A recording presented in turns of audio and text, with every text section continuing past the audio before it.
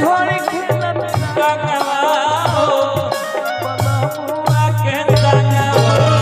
देवरा के छोड़ खेलत रंगवा बलमुआ के संगवा।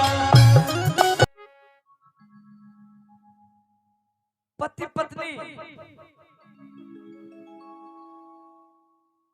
बसंत पंचमी के मेला लागल रहे गए रहे देखे खातिर ओई मेला में उनकर पत्नी भुला जाता रही। बगल में प्रभु श्री राम के मंदिर है जाके कहले कि हे नाथ हमर मेहरारू मिले तो प्रसादी चढ़ा